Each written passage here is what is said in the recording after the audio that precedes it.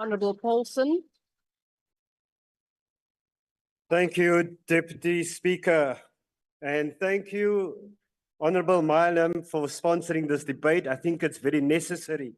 What I do find ironic, though, is that where the DA governs the city of Cape Town, residents pay the highest per kilowatt hour of electricity at R3.76 for prepaid customers and R3.48 per kilowatt hour for conventional customers. In addition, here in the city of Cape Town, there's a R252.09 service charge for all properties valued over R1 million. The average household consumes 900 kilowatt hours of electricity per month, costing Cape Townians R3,509.89, including service charges. By comparison, eThekwini municipality charges residents R2.97 per kilowatt hour of electricity, whether they are prepaid or conventional. eThekwini does not burden residents with any additional service charges. For 900 kilowatt hours of electricity, eThekwini residents pay R2,671.44, almost R1,000 cheaper. It costs the municipality between 94 cents per kilowatt hour during off-peak hours and R1.98 for standard times. Municipalities are already making a profit based on what they pay for electricity and what they charge residents. Agbare Milam, dit word al hoe meer duurder vir arme gesinne om in Kaapstad te oorleef. Baie inwoners moet kies of hulle 'n halwe brood gaan koop of hulle 6 eenhede elektrisiteit gaan koop. Omdat elektrisiteit 'n inset is vir alle goedere en dienste, beteken dit dat lewenskoste vir Kaapenaars baie duurder is as vir ander Suid-Afrikaners. Cape Town implemented a 9.6% tariff increase for 2022-2023 compared to the 7.4% increase approved by NERSA. And for 2023-2024, it implemented a 17.6% hike compared to the approved 15.1%, a whole 2.5% more. For the past 2 years, the city has been quietly litigating at ratepayers' expense against NERSA for court permission to ignore the nationally regulated tariff. In other words, consumers are funding the city's case to be able to charge them extra. If the city of Cape Town loses its court battle, which it will against NERSA, they would have to refund consumers for overcharging them for the past 2 years. Honourable The city members. of Cape Town did not apply for an interim order to charge a tariff in excess of that approved by NERSA. The unilateral implementation of an unapproved tariff by the city of Cape Town is unlawful and in breach of its distribution license. On the 22nd of August 2024, residents of Lavender Hill here in Cape Town brought traffic to a standstill along Prince George Drive to protest against the high electricity tariffs. Protesters formed the human chain in the middle of the road, stating they have less money to buy food because they are paying more for electricity.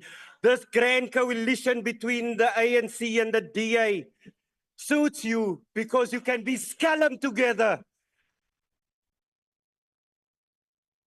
But I'm warning you, Minister, when we revolt simply because for many reasons we can no longer breathe. Eskom initially applied to recover almost 24 billion rand for losses it incurred for the year 2021-2022, but NERSA only approved 8.1 billion rand, still too much. South Africans are now burdened with having to pay for Eskom's past failures and inefficiencies. Eskom's inability to supply reliable and affordable electricity played a huge role in the lack of economic development and job losses. A recent research document published by Professor Harun Borat and Dr. Timothy Kohler of the University of Cape Town highlights the significant negative impact of load shedding associated Honourable with member at the podium, unemployment. please take your seat. There's a point of order. Honourable Michalakis. Thank you, Honourable Deputy Speaker. Honourable Deputy Speaker, within certain bounds, heckling is allowed. I just want you to rule it, even if there is heckling happening, I have heard the comment of shut up and shh from the other side. Our members are within their right to heckle. Members are within their right to Members. heckle, and if their member can't Honourable make you members, speak, order, order. Honourable members, Now- order. I could not hear the last part of the point of order as there was an Honourable member, order. I cannot react to a point of order if you are interrupting and I cannot hear. So I ask members on both sides, because the interaction was on both sides, please be orderly. So Honourable Michalakis, please, the last part of your point of order. Deputy Speaker, can you please rule on the members shouting to other members to shut up, please? Thank you, Honourable Michalakis. Honourable members, I will now first rule on that before I take any other points of order.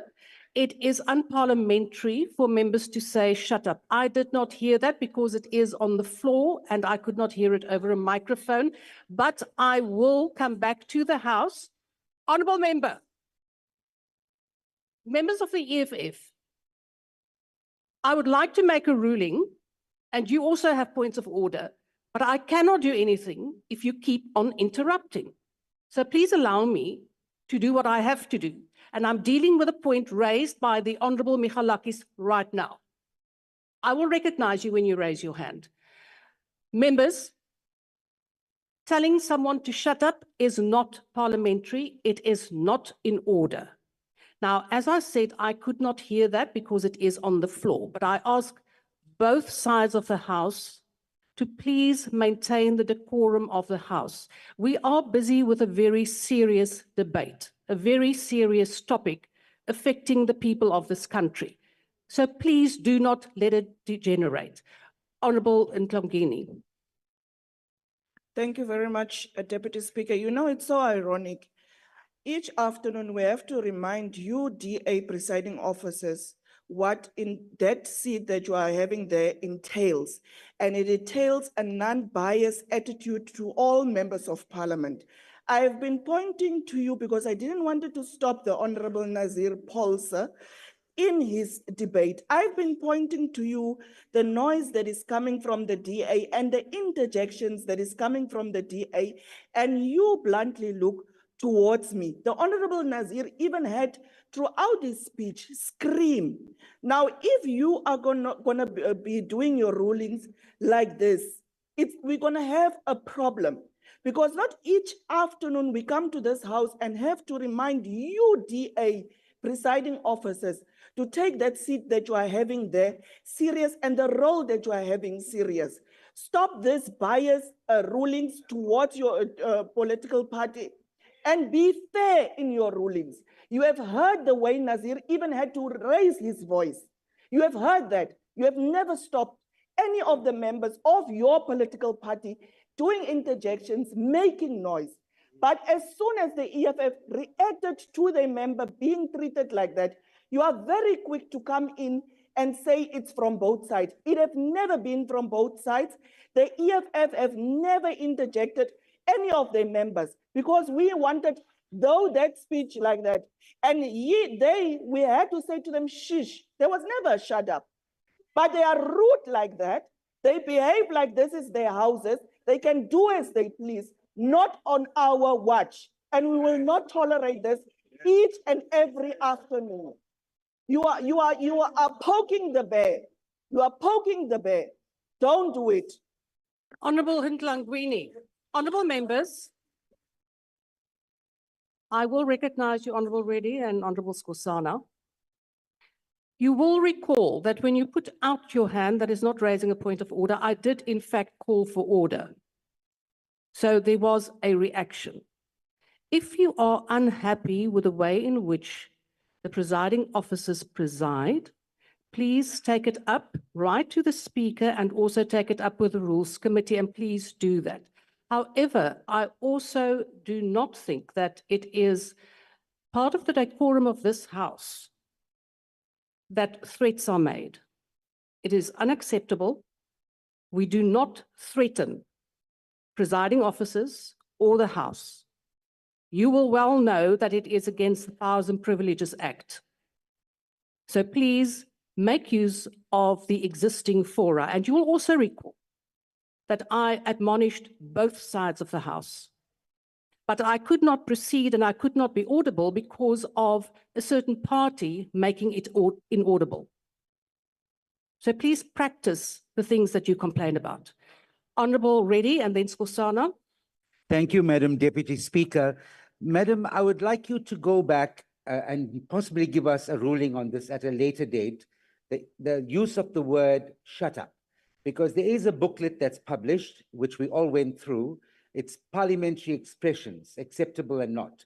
The word shut up has not been declared unparliamentary. I would like you to go and have a look at that and possibly seek advice on it and report back to the plenary. I thank you.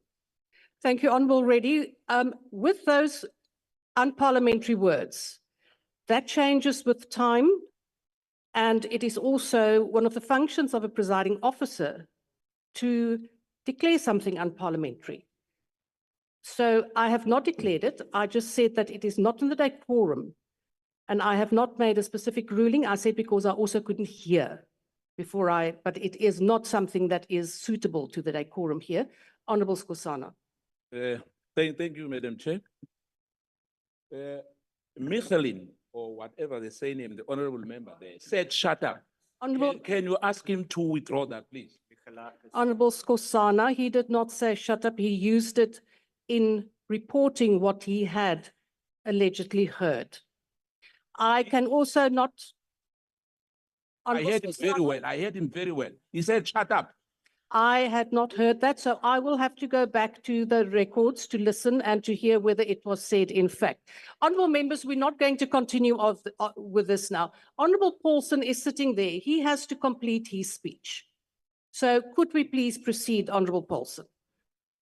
Thank you very much. 11 years ago, on the 26th of July 2013, the EFF stated that the stabilization of energy sources, in particular the supply of electricity, is important for an economic development strategy that will include the development of more industries. We further stated that the South African state should intensify the efforts currently in place for sustainable, consistent energy provision, while other means of energy generation should be explored. This includes further research on how energy derived from uranium can be transferred into sustainable, environmentally friendly electricity for industrial development, public purposes, and for the use of households. In our 2024 elections manifesto, we stated that if the EFF is elected into government, that we will authorize Eskom to take over the distribution of electricity from municipalities. This would prevent greedy municipalities like the city of Cape Town from making profits of our people. Thank you very much, but we would reject, and as I've warned you, Minister, we will take to the streets if you should continue with these massive increases in the cost of electricity. Thank you very much.